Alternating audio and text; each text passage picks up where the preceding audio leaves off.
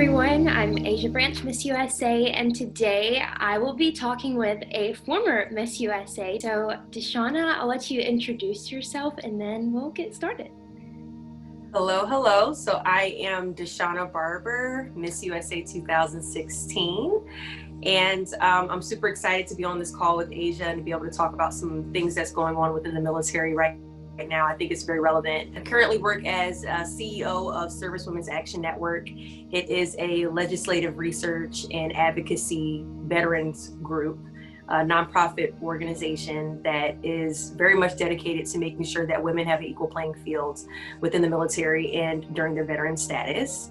I am still in the military. I am a captain in the United States Army Reserve. I currently work as a logistics commander, but as a professor of military science at Howard University's ROTC program, their Bison Battalion. So I work directly with the ROTC cadets there. So I'm kind of got my hands in a few different pots, and what's going on at Fort Hood is very important to me, something that my organization works closely with. So I'm excited to be speaking with you, Asia, about it and kind of just updating our community. Yeah, so that's amazing. We definitely commend you for all that you've done and all that you continue to do. So if you don't mind, could you give our viewers just an overview of what's been going on at Fort Hood? Yes. So back in April-ish, Private First Class Vanessa Gay went missing at Fort Hood. And this, I believe the story kind of went under the radar for a long time, but it was actually the Latino community in the Fort Hood area and her family that really started pushing and demanding answers when it came to her missing status. One of the bigger pushes behind her story was the hashtag I'm Vanessa Gay, which her family started. And it was based in the fact that Vanessa told her mom that she was being sexually harassed at her unit. And the I'm Vanessa Gay hashtag really just took fire, where a lot of former service members or currently serving service members would write their story about their sexual harassment experience within the military and would hashtag I'm Vanessa Gay. Just to kind of show that we all are experiencing the same thing. I think it's very rare for a woman in the military to not have experienced some level of sexual harassment at some point in their career.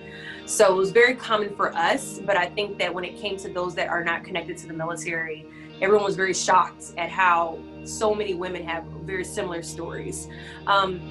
So after the I'm Vanessa Gay hashtag and all those things took wind, her family and her family's lawyer really just started tackling some of the things that are necessary to be able to make positive change within the military, and they created the I Am Vanessa Gay Act, which is something that is going to be in next year's NDAA. And what it does is it requires the military to have a third-party reporting system.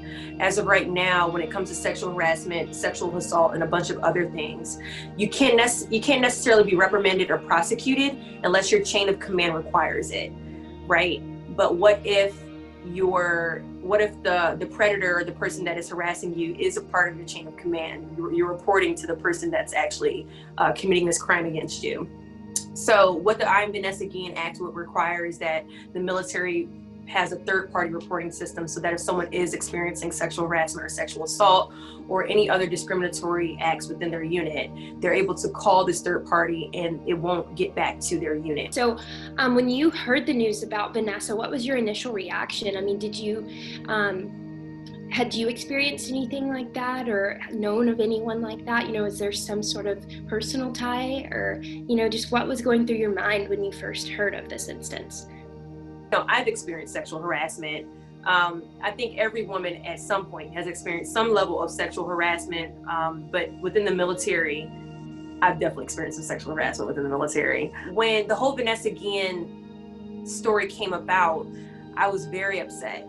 And I was very taken back because it's different when you go missing, you know, at home, you know, like you're at your house, you're at your apartment, you're somewhere.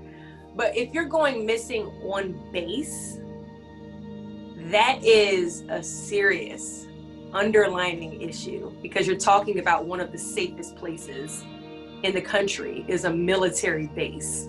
And not only did she go missing at a military base, she went missing from the arms room And the arms room is where all of the weapons within a unit is located. And that is very secure. And it just makes you wonder, as a woman, if I can go missing from the arms room, you know, how can I trust that I'll be okay the next time that I'm serving, the next time that I'm at my unit? I think everyone started questioning their ability to feel safe on base. And I think even the bigger issue is when they actually, the first body that they found, which I think was in either May or June, wasn't even Vanessa's body.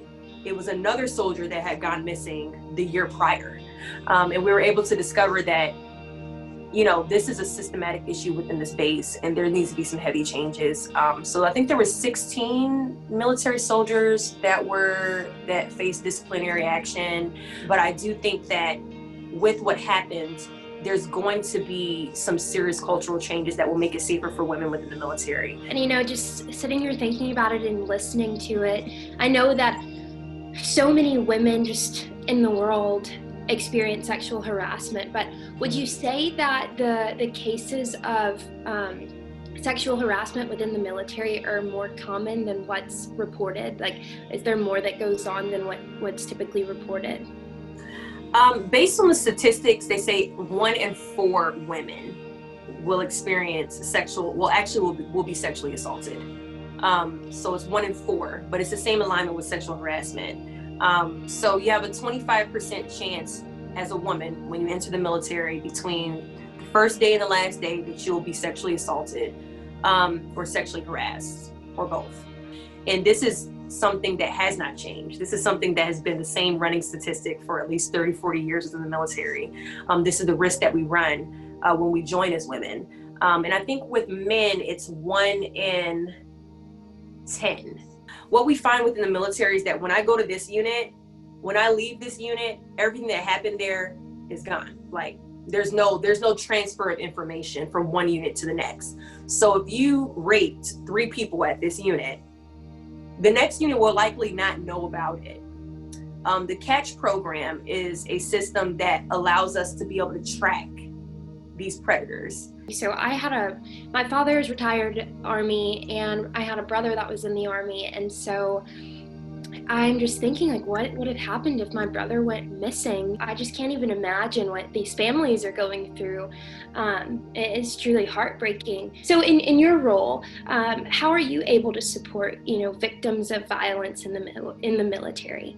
So what we do is we're always pushing for legislation that removes the cultural issues within the military. But what we do find, and the reason why the organization was founded in 2009 is it was founded by a large quantity of women that saw that the VSOs, the veteran service organizations, are so male-driven and male-focused in their services that they forget that women are in the military too, and that we have our own unique issues and our own unique resources that we need to be able to help us.